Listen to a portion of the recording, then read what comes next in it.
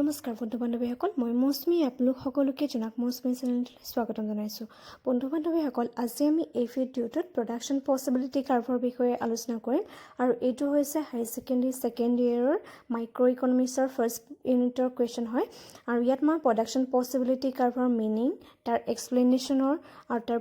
এজাম্পশ্যন and property কেইটাৰ বিষয়ে আলোচনা কৰিম। আহকচোন ভিডিঅ'টো আজি আমি আৰম্ভ কৰোঁ। First of all, আমি production possibility curve or meaning to কথা জানিম। Here the PPC represent the production possibility curve and PPC is a graphical representation of the alternative combination of goods and services in economy can produce.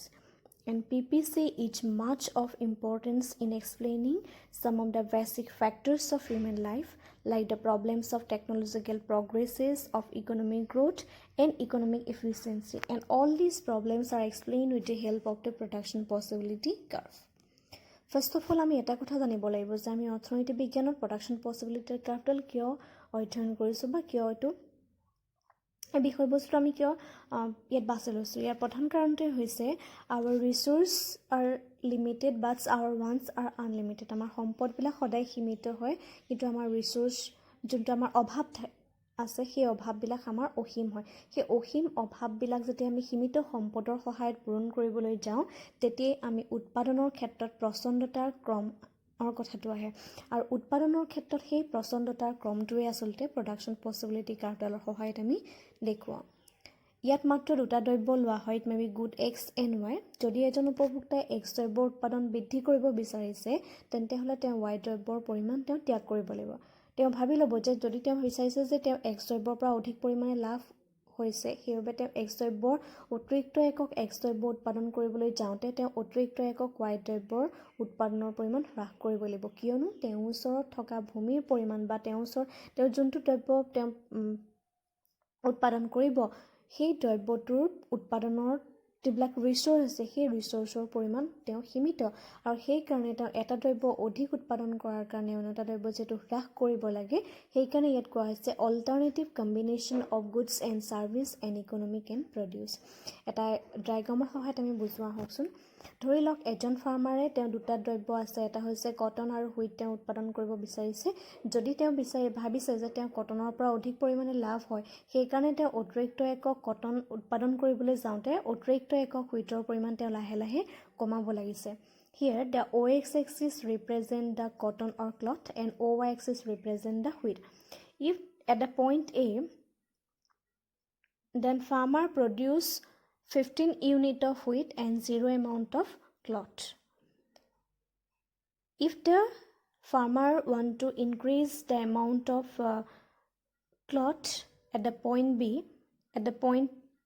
B, here the amount or unit of cloth is 1, but at this point the amount of wheat is 14. On the other hand, if the farmer want to increase more amount or additional amount of cloth at the point C, at this point here the amount of cotton or cloth is 2, but at this point the amount of wheat is 12, which is reduced from 14 to 12. On the other hand, if the farmer want to more additional amount of cloth at the point D, and that point the amount of wheat is 9. So it is clear that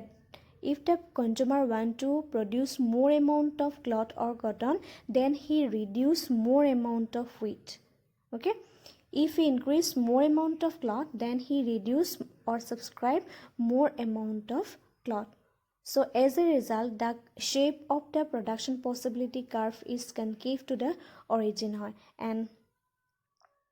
at the last point, at the point F, the farmer want to produce 5 unit of cloth or cotton, and that point the amount of wheat production is 0. So with the help of the production possibility curve, it is clear that if a consumer want to produce more amount of one commodity, then he give up or subscribe or reduce additional amount of other commodity. So as a result, the shape of the production possibility curve is concave to the origin and it is downward sloping. So সেইটোৱে আমি বুজিছোঁ যে যোনটো উৎপাদন সম্ভাৱনীয়তা ৰেখা ইয়াত দেখিলোঁ যে ফাৰ্মাৰজনে যিমানেই অতিৰিক্ত এমাউণ্ট তেওঁ মানে কপাহ উৎপাদন কৰিবলৈ গৈ আছে সিমানেই তেওঁ অতিৰিক্ত এমাউণ্টৰ তেওঁ ঘেঁহুৰ পৰিমাণ কমাই আছে যদি আমি এই বিন্দুলৈ চাওঁ যে এই বিন্দুটোত তেওঁ ঘেঁহুৰ পৰিমাণ 15 ইউনিট আছিলে আৰু যেতিয়া তেওঁৰ কপাহৰ পৰিমাণ 0 আছিলে আকৌ যদি আমি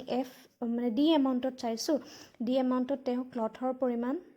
3 লে বহালে কিন্তু হুইটৰ পৰিমাণ 9 লৈ তেওঁ কমি আহিলে গতিকে এটা অতিৰিক্ত আকৌ যদি আমি 5 ইউনিটলৈ চাওঁ ইউনিট F2 পইণ্ট F2লৈ চাওঁ তেওঁ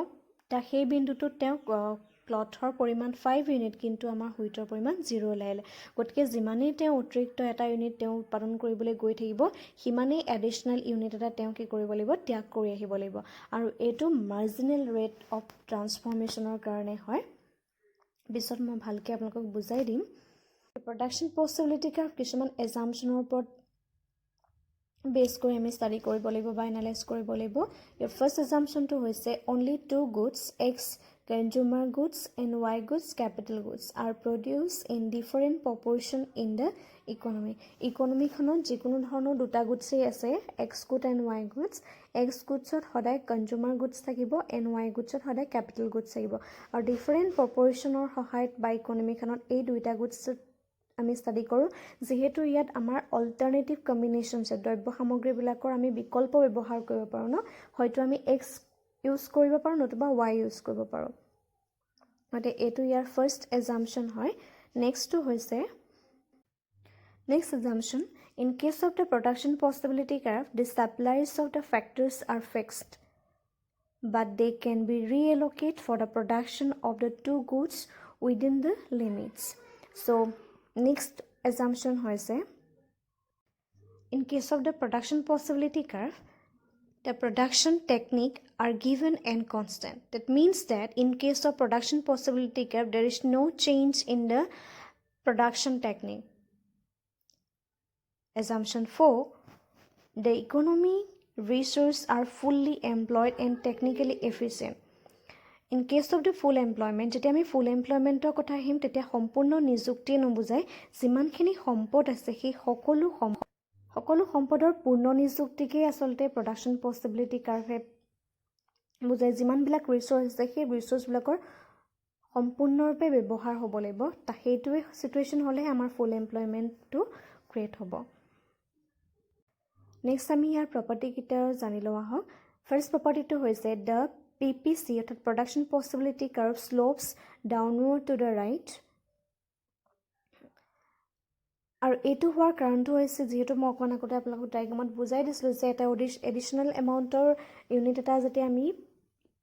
উৎপাদন কৰিবলৈ যাওঁতে এটা এডিশ্যনেল এমাউণ্ট অফ ইউনিট আমি ত্যাগ কৰিবলগীয়া হয় আৰু সেইকাৰণে আচলতে ই ডাউনৱাৰ্ড শ্লোপিং হয় আৰু ছেকেণ্ড প্ৰপাৰ্টিটো হৈছে the PPC is concave to the origin হয় আৰু অৰ্থাৎ উৎপত্তি স্থলৰ ফালে অৱতল হয় ইয়াৰ কাৰণটো হৈছে বিকজ অফ ইনক্ৰিজিং অপৰচুনিটি ক্ৰছ or marginal rate of transformation আৰু এই দুইটা প্ৰপাৰ্টিৰ ওপৰত মই আপোনালোকক পিছত সুকীয়া এটা ভিডিঅ' বনাই দিম বন্ধু বান্ধৱীসকল আজিৰ ভিডিঅ'টো ইমানেই আছিলে আৰু প্ৰডাকশ্যন পচিবিলিটি কাৰ্ভৰ ওপৰত আৰু এটা ভিডিঅ' মই আপোনালোকলৈ আগবঢ়াম যোনটোত মই প্ৰডাকশ্যন পচিবিলিটি কাৰ্ভৰ কেনেকৈ ডায়েগ্ৰামটো আঁকিব লাগে সেইটোৰ বিষয়ে মই আপোনালোকক আলোচনা কৰিম আৰু ভিডিঅ'বিলাক যিমান পাৰে সিমান হাই ছেকেণ্ডেৰী ষ্টুডেণ্টখিনিৰ মাজত শ্বেয়াৰ কৰিব যাতে সকলোৱে ভিডিঅ'বিলাক চাব পাৰে আৰু আশা কৰোঁ আপোনালোকে ঘৰত চাগে